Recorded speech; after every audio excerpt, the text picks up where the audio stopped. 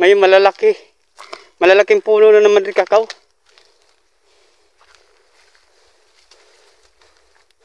Ayaw ko na rin mag-farming.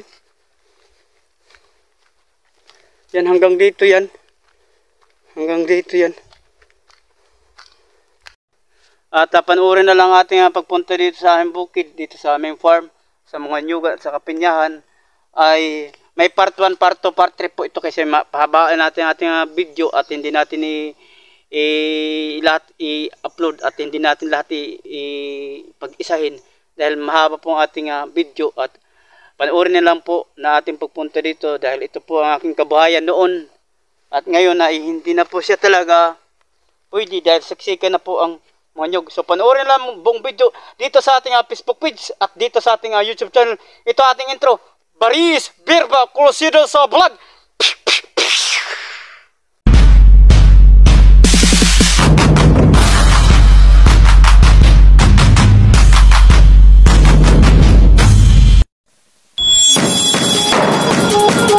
Crusaders ay punta muna sa bukid at mayroon tayong puntahan at mag-survey at ang ating dating hanap buhay noon na kukuha ng tuba.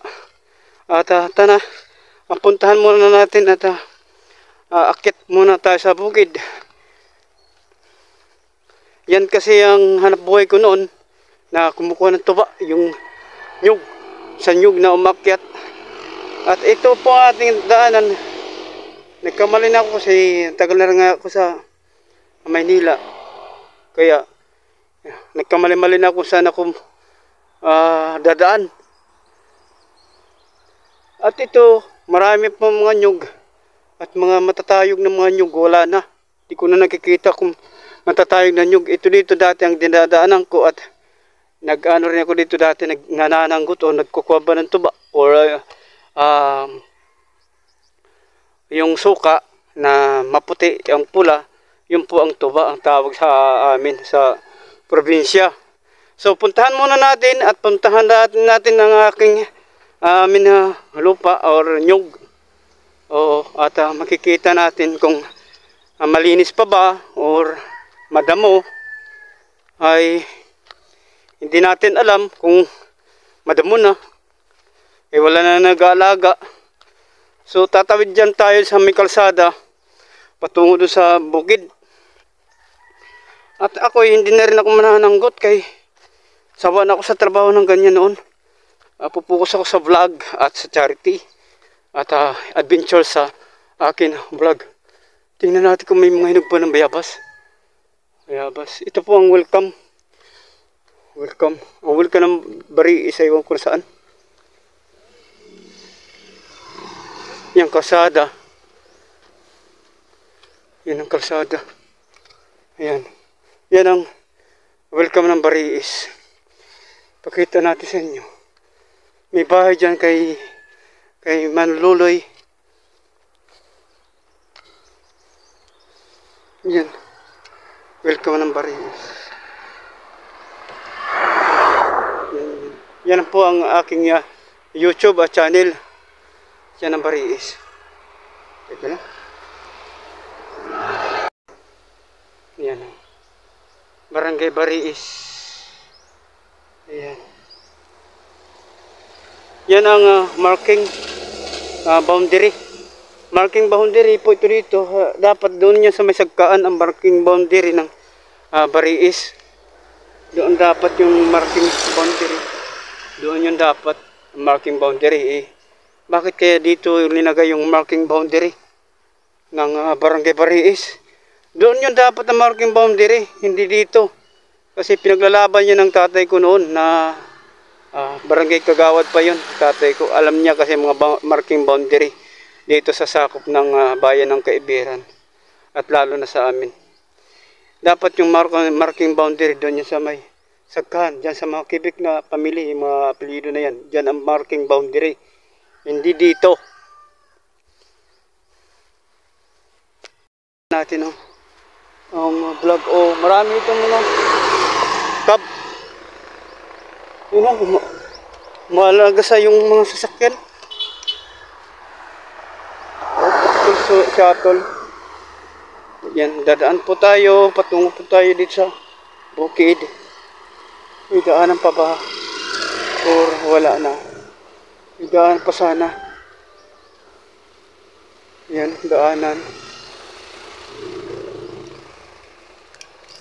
May daanan pa ba?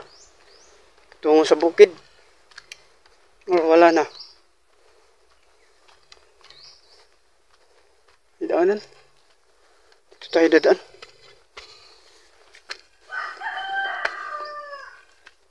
Wala na yata ang daanan.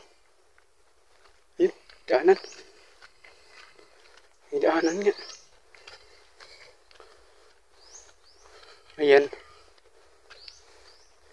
May daanan. May bakod na. Paano tayo makadaan? Wala na. May bakod na siya. Tayo madaanan. Bakod. Oh, dito sa gilid. Sa gilid tayo dadaan. Ayan. Bundukan Adventures.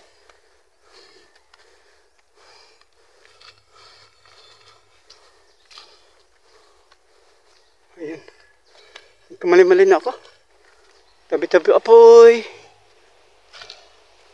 Tabi-tabi apoy.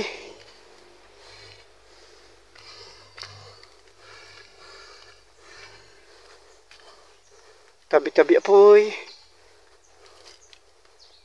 Kawayan na po pala dito.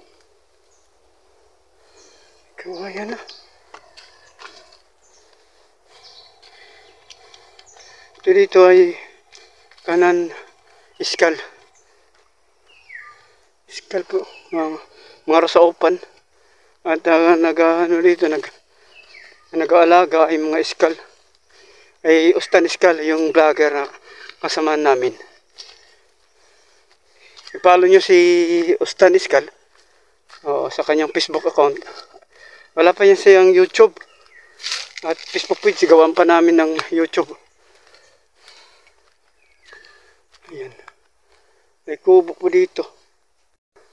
So, yan po ang aking trabaho dati. Nanananggot. Nagkukuha ng tuba at nyug. At kalaunan, umalis ako at pumunta ko ng Manila. Dito sa Marasaupan na lupain ay mahaba na rin ang mga nyug. Ayaw ko na sa amin. Kung mahaba na bang manyug. Tingnan natin. Yan, lupa na yan. Gandalolo. Maberba yan. Bininta sa mga masalit. Sa amin yan. Bininta. Noon. Buhay pa na aking lolo. Sa amin yan dyan. Gandalolo. Sa Priana Berba. Bininta sa masalihit. Ganda tatay yan. Oo. Tingnan natin kung ano pa ba? Hindi pa ba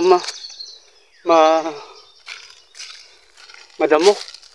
Kasi tagal na panahon hindi ako naka-bakasyon at hindi ako naka-uwi. Ayan. Tingnan natin kung nandiyan pa ba mga pinya, mga pineapple. Kung nandito pa ba mga pinya. Kasi ilang taon na rin ako hindi nakauwi. At yung mga pineapple pananim natin, hindi na ako dito kung okay pa ba.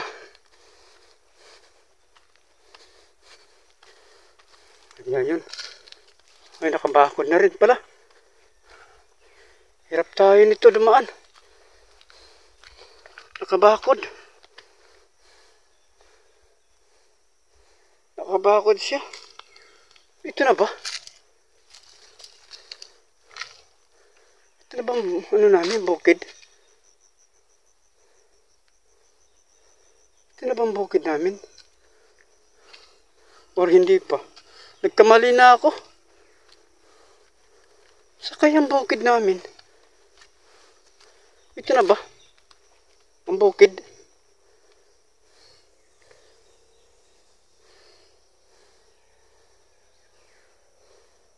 Ito na nga. Ay, sorry. Doon pala yan. Kinalolo. Ulo. Yan sa baba, kanda,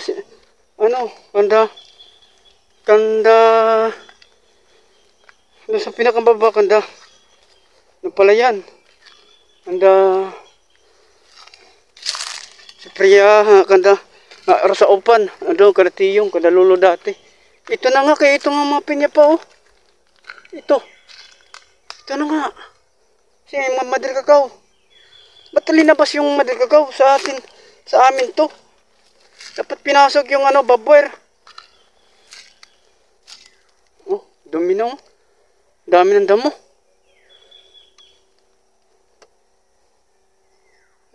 Wala na mga bunga.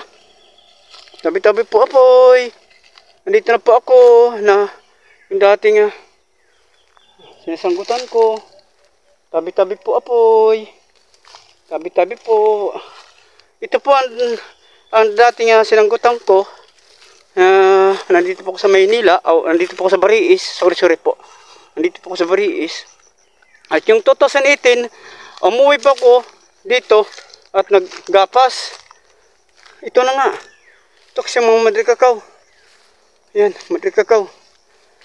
Palibot yan hanggang dun sa may Sanog. Tinatawag yan sa Tagalog.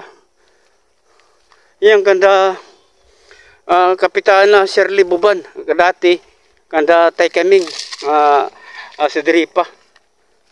Dati. Saan na kaya ang sanggutan ko noon? Ito na mga sanggutan ko. Ito siya. At ang iba hindi ko na maalala. Wala na mabunga. Kasi dikit-dikit na nga mapuno. At wala na nga yung mga prutas dito. Yung prutas, hindi na talaga mabubuhay dito ang pineapple. Kasi dikit-dikit na po yung mga nyug. Ito po ang pineapple dati namin. Ito po. Yan. Ngayon, hindi na talaga matamnan ito ng pineapple na mga kapinyahan dahil direktit na po siya ang mga punong nyug. O direktit na po dahil tanim ito ni tatay at ako. At wala na rin masaging dahil hindi na rin gaano tutubo at lalaki ang mabunga ang mga saging dito. Kaya ito na po pala. Ito na po pala. Yan sa yan dyan sa Olingay, sa Olingay na po ito dito. Ito pala sa amin, sa amin, dikit-dikit na mga puno ng nyug. Mahirap nito gawan dito ng bahay at walang daming bunga. Dating sanggutan ko hindi ko maalala. Ito pala, ito pala ang boundary. Oo, exact location. Yan pala mga pinya. Yan may mga pinya pa. Kababas ng serious, di ba nakita nyo na? May mga puno pa ng mga pinya na matanim ko noon. At nagpapanatili na mayroon pa palang mga bunga. May mga puno dito. At dami na ng puno ng mga kawayan dito sa bukid namin. May bukid rin kami doon sa may pinakatagaytay, doon sa kabundukan. May bukid rin kami doon. Ayan. At dami ng mga puno ng kawayan. Oo. Gusto na pa-isorbe ng kapatid ko rin dito. Yan, kababas ng series, mag-subscribe na lang kayo. Ito ating vlog ay para sa YouTube ito. Dahil dito po ako dati nagsanggot. Dating sanggot at dito na po ako sa Bariis, Kaibirang Biliran, na mag-subscribe na lang din po kayo. Dahil dito na po ako at dito muna akong pupukus sa ating mga organisasyon at mga negosyante. Sabi ko nga at mapapakita rin natin ng isang location ng pagtatayo ng negosyo ninyo dito sa probinsya ng Bariis, Kaibirang Biliran. Isang araw po ako nakauwi at binisita ko lang dito sa amin yung aming nyugan dito dahil how many years ako nag-sacrifice dito sa mga pagtanim ng mga pinya at pagtanim ng mga saging noon mayroon dito mga kakao. Yan, mayroon pa rin dito kakao na tira. Pinamotol namin itong kakao dahil sa tinatawag na tibaglon, nadamay yung mga saging at nadamay yung mga pineapple. At dito may natira pa pulang pineapple dito po sa amin. Ito po ay pinakamalawak na pineapple plantasyon dito sa buong Bariis at buong Kaibiran. Oo, na harvest kami noon ng mga ilang sacks, sa mga siguro ko maabot ng 30 sacks or 20 sacks noon. Ngayon, wala na dahil hindi na talaga pwede taniman ng mga pineapple dahil siksikan ng mga puno ng nyug. Pero may natira pa dito na mga puno ng nyug at puno ng pinya. Puno ng pinya, mayroon po dito natira. At ang mga puno ng mga nyug ay walang mabunga iba. Paano tayo makapag-harvest ng mga nyug dahil walang mabunga? Dahil siksikan na rin nga talagang mga puno. Kailangan dito ay hindi na paniniman ng puno ng nyug dahil para makapagpamunga yung iba. Yan po, nandiyan po ang aking mga pineapple. Oo, para makita ninyo. Yan. At kukuha tayo ng mga buti, linagyan ito ng bakod. Linagyan ng bakod ni Tito Raul. Ayan hanggang doon. Linagyan ng alambre. Maganda yan para masafety yung lupa na hindi dandaanan. Para hindi siya kasi ito dito, bangin po ito dito. Bangin. Yan, bangin po yan. At kahit bangin yan, daming tanim dyan ng mga pinya. Nakapaligid dyan, mga pananim ng pinya. Hanggang dyan sa daanan ng tubig. Tinamnan ko yan ng mga pinya. Ngayon, wala na mga pinya. At okay na lang din yan dahil hindi na pwede pananiman ng mga pineapple. Ang sanggutan ko, hindi ko na alam kung nasaan na. Kasi puro matatayog na ng mga nyug. Oo, matatayog na siya. Matatayog na. Hindi ko na alam kung saan na yan naka-location. Ito po ang aming nyugan. At may natira po dito ng mga pinya na mga puno. Tabi-tabi po apoy. Ako po ito. Ako po ito, si Kaberba, si Junjon. Nagbabalik ng Bariis bilang isang vlogger na. At may organisasyon pa kami sa Organization Solid Team. Yan po ang aking buhay na po sa social media.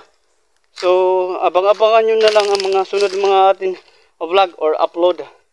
Pasensya na po kayo kung nagkukwento po ako dahil yan po ang buhay ko po sa social media. Sana po tulungan nyo po ako na mag-subscribe kayo sa YouTube at mag-follow kayo sa Facebook page. At mag-follow kayo sa ating Facebook account para lumago at madami tayong matugunan ng tulong. Yan po ang ating purpose sa ating organization, Solid Team.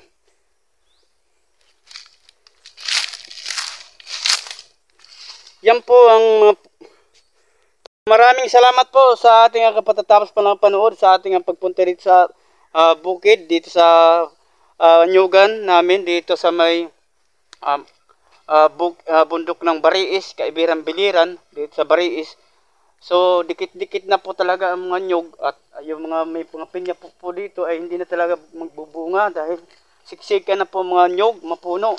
So maraming salamat po at ating mga vlog po dito ay part 1, part 2, part 3, part 4 dahil habaan natin ang mga video dito dahil dito po ako dati nag-umpisa sa paghahanap buhay habang nag-aaral sa elementarya sa high school at pumunta ko na Manila at kumuha ko ng shifting ng artista.